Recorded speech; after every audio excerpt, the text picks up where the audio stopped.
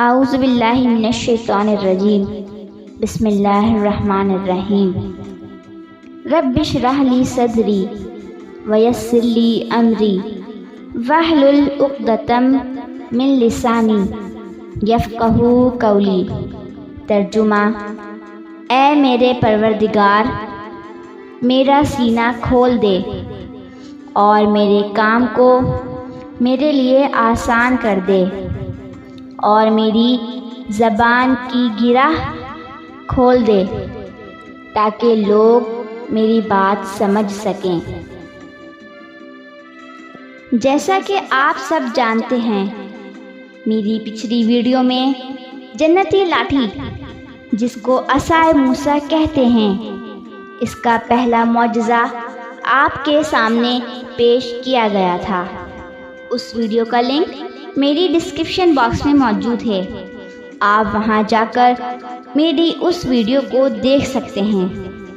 آج میں آپ کے سامنے اس جنتی لاٹھی یعنی عصائے موسیٰ کے معجزات میں سے دوسرا معجزہ پیش کر رہی ہوں، جس کا ذکر قرآن پاک میں موجود ہے۔ عصا اژدہا بن گیا۔ اس کا واقعہ یہ ہے کہ فرعون نے ایک میلہ لگوایا اور اپنی پوری سلطنت کے جادوگروں کو جمع کر کے حضرت موسیٰ علیہ السلام کو شکست دینے کے لیے مقابلے پر لگایا، اور اس میلے کے اژدہام میں جہاں لاکھوں انسانوں کا مجمع تھا، ایک طرف جادوگروں کا ہجوم اپنی جادوگری کا سامان لے کر جمع ہو گیا، اور ان جادوگروں کی فوج کے مقابلے میں حضرت موسیٰ علیہ السلام تنہا ڈٹ گئے۔ جادوگروں نے فرعون کی عزت کی قسم کھا کر اپنی جادو کی لاٹھیوں اور رسیوں کو پھینکا، تو ایک دم وہ لاٹھیاں اور رسیاں سانپ بن کر پورے میدان میں ہر طرف پھنکارے مار کر دوڑنے لگی، اور پورا مجمع خوف و ہراس میں بدحواس ہو کر ادھر ادھر بھاگنے لگا، اور فرعون اور اس کے تمام جادوگر اس کرتب کو دکھا کر اپنی فتح کے گھمنڈ اور غرور کے نشے میں بدمست ہو گئے، اور جوش شادمانی میں تالیاں بجا بجا کر اپنی مسرت کا اظہار کرنے لگے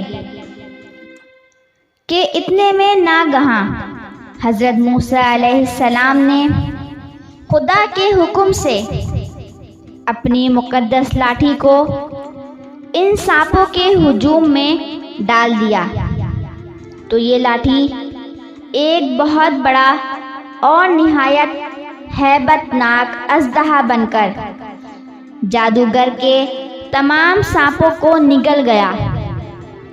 یہ معجزہ دیکھ کر تمام جادوگر اپنی شکست کا اعتراف کرتے ہوئے سجدے میں گر پڑے، اور بآواز بلند یہ اعلان کرنا شروع کر دیا کہ آمنا بربی ہارون و موسیٰ، یعنی ہم سب حضرت ہارون اور حضرت موسیٰ علیہ السلام کے رب پر ایمان لائے۔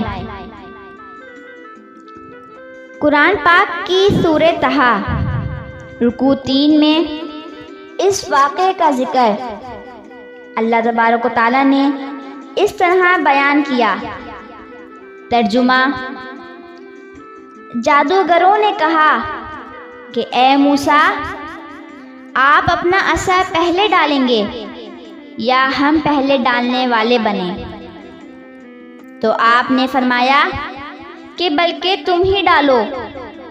تو یکایک ان کی رسیاں اور لاٹھیاں ان کی نظر بندی سے حضرت موسیٰ علیہ السلام کے خیال میں ایسی معلوم ہونے لگی جیسے سانپ دوڑ رہے ہیں۔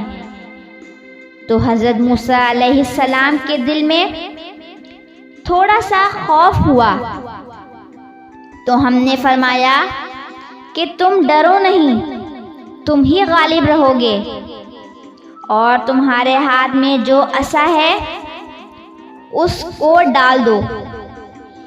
تو ان لوگوں نے جو نظر کا جادو بنایا ہے، یہ عصا ان سب کو نگل جائے گا، اور جادوگر معجزات کے مقابلے میں جہاں بھی وہ آئے کامیاب نہیں ہوتا۔ تو تمام جادوگر سجدے میں گر کر کہنے لگے کہ ہم حضرت ہارون، حضرت موسیٰ کے رب پر ایمان لائے۔ اب سوال یہ پیدا ہوتا ہے کہ سامری جادوگر اور اس کے ساتھی ایمان کی دولت سے کیوں مالا مال ہو گئے؟ اس کی وجہ ان کا ادب تھا جو اللہ تبارک و تعالیٰ کو پسند آ گیا، اور ادب بھی کیا تھا کہ انہوں نے صرف حضرت موسیٰ علیہ السلام سے اجازت لے لی تھی کہ پہلے جادو آپ دکھائیں گے یا ہم۔